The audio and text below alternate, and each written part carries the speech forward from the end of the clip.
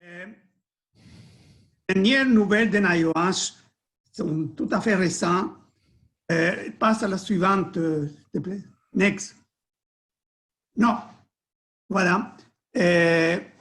NIOH, il a changé des critères d'approbation des PAPR, puis a développé 3 nouvelles classes de PAPR. Et parmi celles-là, il y en a 2 qui correspondent au PAPR 100 dédié au milieu de la santé. Next. Suivant. Donc, le 14 avril, il publie l'annonce en modifiant le règlement le 42 CFR par 44 concernant l'approbation des PAPR. Next. À titre de rappel, les appareils filtrants qui sont classés dans le groupe TC 84A, on retrouve les appareils non motorisés, donc les N95, et les appareils motorisés dans lesquels on trouve les PAPR dans le TC 84A aussi. Next. Alors, à titre de rappel aussi, ce type d'appareil-là ne peut pas être utilisé dans un environnement d'IVS. Puis, alors que la concentration d'oxygène est inférieure à 19,5%, et on ne doit pas rentrer dans des milieux dans lesquels la concentration des contaminants ne sont pas connues. Next. Toujours dans les rappels, je vais vous rappeler qu'il existe 3 types de filtres, donc les N, les R et les P. Les N sont les filtres qui sont non résistants aux aérosols contenant de l'huile, R qui sont une résistance moyenne et P qui sont des filtres qui sont à l'épreuve des particules contenant de l'huile. À l'intérieur de chaque classe de filtres, on trouve 3 niveaux de filtration, les N95, la N99 et N100. Next. Dans la nouvelle réglementation, nous allons trouver que dans les PAPR, next, voilà, on va trouver 2 types de filtres. Les filtres N pour des particules exemptes d'huile et le type P à l'épreuve des huiles, et tous les deux avec un niveau de filtration 99,97. Donc, c'est l'équivalent des filtres EPA, mais avec différentes caractéristiques de résistance aux aérosols contenant de l'huile. Suivante. Les appareils, ils ont été, et là je rappelle un petit peu à mon collègue André Tarte, que les appareils PAPR n'ont pas été développés par 3M, mais par Racal. C'était vers la fin des années 80. Donc, c'est très ancien. Par la suite, Racal a été racheté par 3M et puis il est devenu le leader dans les PAPR. Mais ces appareils-là, ils ont été conçus pour d'autres types d'applications, l'utilisation en milieu minier ou tout type d'opération impliquant un important dégagement de poussière. Suivant. De ce fait, les moteurs des PAPR, ils sont lourds, ils ne sont pas adaptés à l'utilisation au milieu médical. Next. Les facteurs de protection, pourquoi ils sont appréciés ces types de masques PAPR malgré les poids, malgré les bruits? C'est parce qu'ils présentent un facteur de protection qui est beaucoup plus élevé que les N95. Le facteur de protection de N95 au mieux c'est 10, alors que les PAPR avec une demi-pièce faciale, ils ont un facteur de protection de 50. Et lorsqu'on a une pièce complète, une pièce faciale complète, le facteur de protection est 100. Alors que lorsqu'on a des casques ou cagoules, il faudrait faire la démonstration qu'avec des essais en milieu de travail ou simulant un milieu de travail, que ces masques-là, ils peuvent avoir un facteur de protection des seins.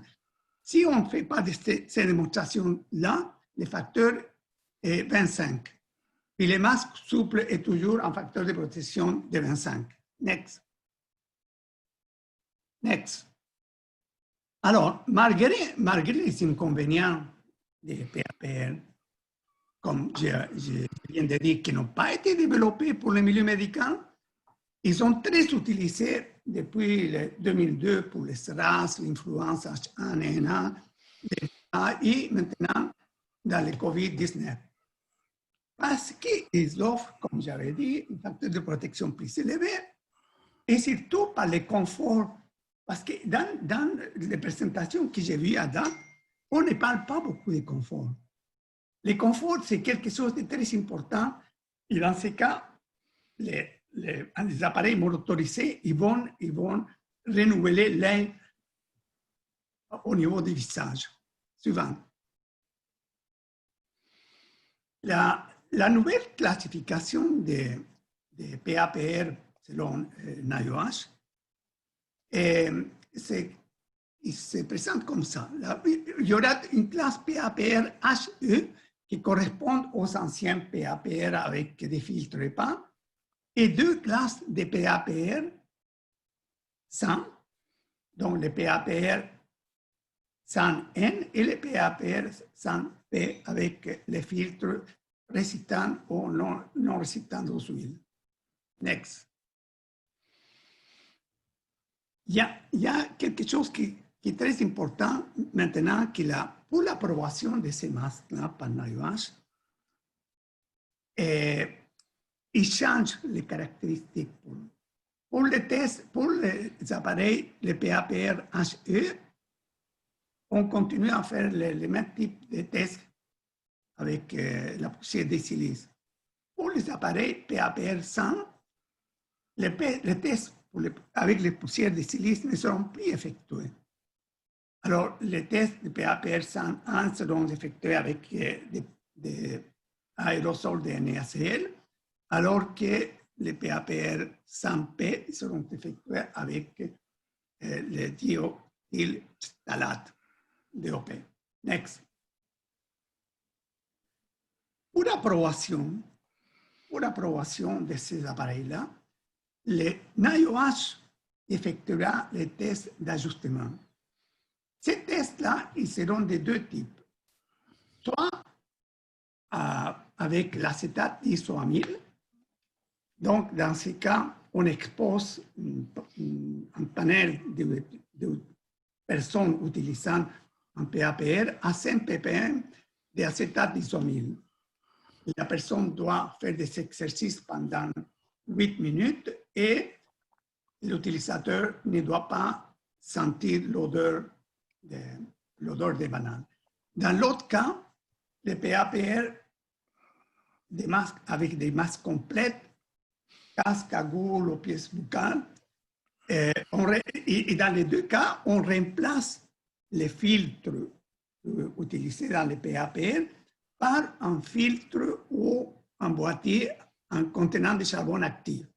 Donc, dans les cas des masques complètes et les autres, les tests est effectué pendant, je ne vois pas la partie inférieure de la présentation, je ne vois que la moitié de plus 200 secondes, voilà.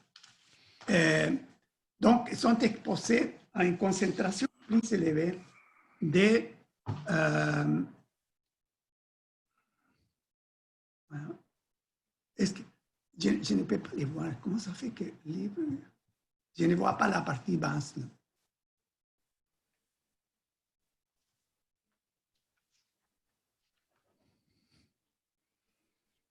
Voilà.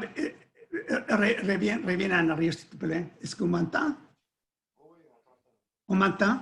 Oui, oui. Oui, ok, ça va. Donc, ils sont, dans les cas de PAPR avec des pièces faciales complètes, les utilisateurs doivent faire aussi des exercices, mais ils sont exposés dans une chambre de test à 500 ppm d'acétate d'isoamyle. Donc, les facteurs de protection mesurés, il doit toujours être plus élevé que les facteurs de la classe correspondante. Next. Et l'autre type de test qui sera réalisé, c'est des tests par génération d'aérosols. Dans ce cas, les travailleurs seront exposés, les utilisateurs de PAPR seront exposés à des aérosols de l'huile de maïs avec un diamètre aérodynamique entre 0,4 et 0,6 microns et à une concentration entre 20 et 40 mg par mètre cube.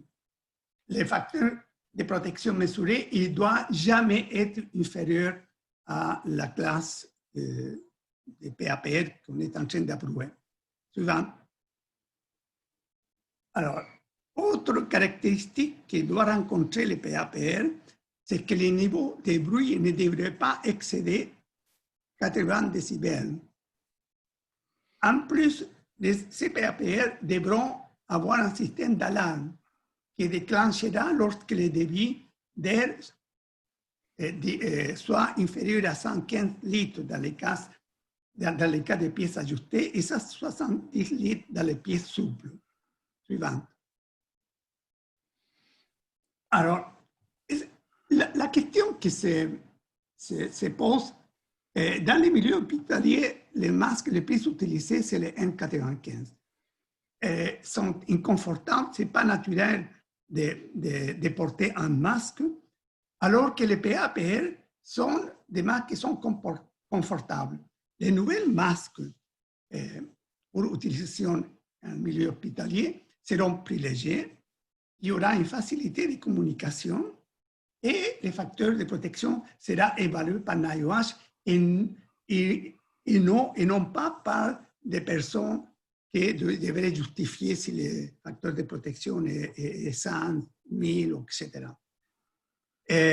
Donc, c'est NIOH qui va faire la certification dans ces laboratoires. Les PAPR 100 seront identifiés par le TH21C pH avec un numéro ou dans le 84.1 avec le pH X, avec le numéro d'approbation. Alors, j'avais écrit, et c'est pour cela que j'aurais voulu montrer ma diapo, c'est qu'en date toujours d'hier, je dois dire d'hier, il y avait 4 PAPR pH approuvés et qui n'apparaissaient pas dans la selle.